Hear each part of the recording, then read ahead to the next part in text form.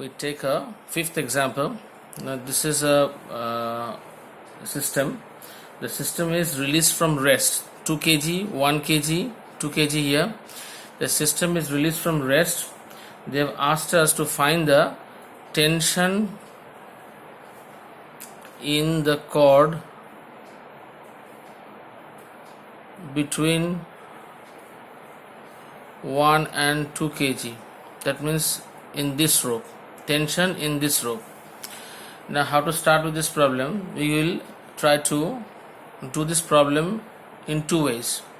The first way is the free body diagram type. First one is the free body diagram, and the second one will be another shortcut method. So first we go through the free body diagram method. Now we always have to keep in mind one thing about the tension force, that is the tension force always acts in a direction opposite to the point of contact. Tension force always acts in a direction opposite to the point of contact. That means if this is the point of contact, the tension force here will act downwards, suppose it be T. The tension force acting here will be T, upwards. Here also the tension force acting here will be, suppose, T, downwards from the pulley is T, upwards from the block is also T. Now as this is the same string, therefore the tension will be the same, so we have taken the tension to be T on the right hand side as well as on the left hand side. Now a little bit more explain. Now this rope, the tension acting on the rope on the block upwards is T1, and the tension acting downwards from the block 2 is also T1. So again I repeat, the tension force always acts in a direction opposite to the point of contact. Now if we try to write the free body diagram equations of this system, it is very easy. For this block, 1 kg block, for this 1 kg block, what are the forces acting on this 1 kg block? T1 upwards, 1g downwards, and acceleration A downwards. Now looking at the system, we can take into account the fact that this is the heavier side, the right hand side is the heavier side, because it's 2 plus 1 3 kg and 2 kg on the left hand side. So obviously the acceleration on the right hand side will be A downwards, and that on the left hand side will be A upwards. So the equation here will be 1g minus T1 is equal to 1a. This is the first equation. Now free body diagram equation for the second block, that is the 2 kg block on the right hand side. T upwards, T1 downwards, and acceleration A downwards. So T1 minus T, as the block moves down, so T1 is greater. So T1 minus T is equal to 2a, second equation.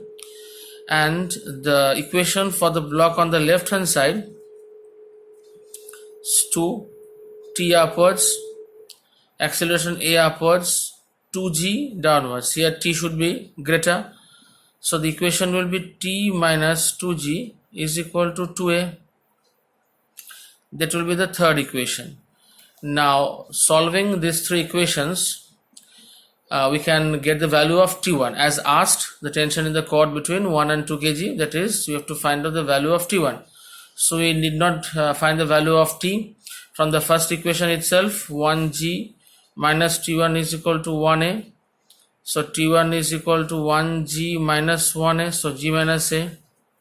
So to find out the value of A and T1, first of all we have to find out the value of A from these three equations. If you solve these three equations, we will get A is equal to 2 meter per second square. You can do it yourself. T1 will come out to be T1 will come out to be 8 newtons, and T2 will come out to be 24 newtons. So the answer to the question asked is 8 newtons. Now we apply the shortcut method to the same problem. Now what happens here, it's a two-step method. One is you have to find the acceleration by a formula. The formula is A is equal to unbalanced load by total mass in the system. Now what is unbalanced load? 2 plus 1, 3 kg on the right hand side and 2 kg on the left hand side. So 1 kg more on the right hand side. So this is the unbalanced load. Or you can write it force, unbalanced force.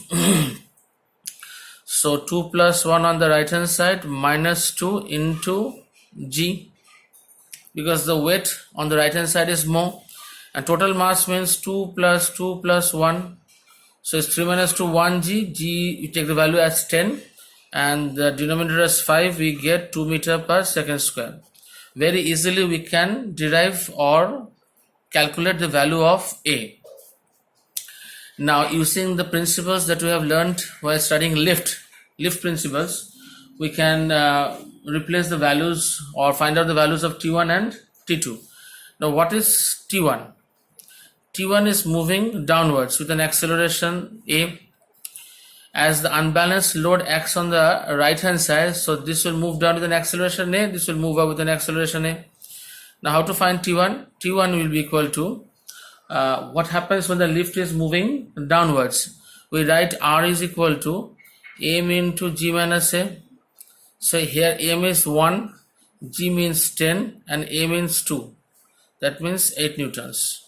So how quickly we have found out the values of A and T1 using this shortcut method. Also you can find the value of T also. How to find the value of T? Now suppose you take this one. This moves downwards, or rather we can take this one also. This T moves upwards. This T helps the block of 2 kg to move upwards. So when the lift moves upwards, what is the formula? R is equal to M into G plus A. So M means 2, G 10 and plus 2. So 2 into 12 means 24 newtons. We can tally the results for the two procedures. Now, sixth example, a similar type of example. This is 2 kg, this is 1 kg. So we can straightforward here determine that the 2 kg is the heavier one. So this block moves downwards and this block will move upwards because the force on the left hand side is more than the right hand side. So if you can write the 2G, suppose this is T1, 1G downwards, T1 on this side and T2 on this side, T2. So we have written the tension forces acting on the 3 blocks. Try to write the equation according to the free body diagram. So for this block, what will be the equation? Here T1 is more than 1G, as this block will move up with an acceleration A, this block will move down with an acceleration A. So the equation for the first 1 kg block, for the 1 kg block, it will be T1 minus 1G is equal to 1A. Now free body diagram equation for the 2 kg block. 2 kg block on the left hand side, it will be 2G will be more than T2 is equal to 2A. And for the 3 kg block, T2 is more than T1. For the 3 kg block, T2 is more than T1. So T2 minus T1. So this 3 kg block will move with an acceleration onto the left hand side, towards the left. So T2 minus T1 is equal to 3A. Now from these 3 equations, we can solve and find the values of A and T. Now A will come out to be G by 6 and T1 will be 7G by 6 and T2 is equal to 5G by 3. I think you can calculate on your own. Now force on pulley P1. So what is the force on the pulley? This is the pulley. One force is acting downwards from the pulley, that is T1. Another force is acting to the left horizontally, T1. So these two forces, the resultant of these two forces must be equal to T1 square plus T1 square. That means root 2 T1. What was T1? 7g by 6. Also force on pulley P2, it will be also equal to root over T2 square plus T2 square from the rule of Pythagoras, 2T2. Now what was T2? 5g by 3. We can calculate using a calculator. Now we delve into the shortcut method. We had known the formula A is equal to unbalanced force by total mass. Now what was the unbalanced force? Unbalanced force was 2 kg on the left hand side acting downwards and 1 kg on the right hand side acting upwards. So the unbalanced force would be 2 minus 1 into g, and total mass was 2 kg plus 3 kg plus 1 kg. So the value comes out to be g by 6 meter per second square. So the value of acceleration straightforwardly has come out to be g by 6. Now we can find out the tension T1. Now what was T1? This was T1. So the lift moving upwards, the formula was R is equal to m into g plus a. So instead of R we write T1. T1 is equal to m into g plus a. M into g plus a. What is m? 1 gram 10, and this is g by 6. We can write this as g also. 1 into g plus 6, that means 7g by 6. Similarly, T2 was moving downwards. So m into g minus a. So 2 into g minus g by 6, which comes out to be 6 5g. That means 10 5 5g by 3, 5g by 3 newtons.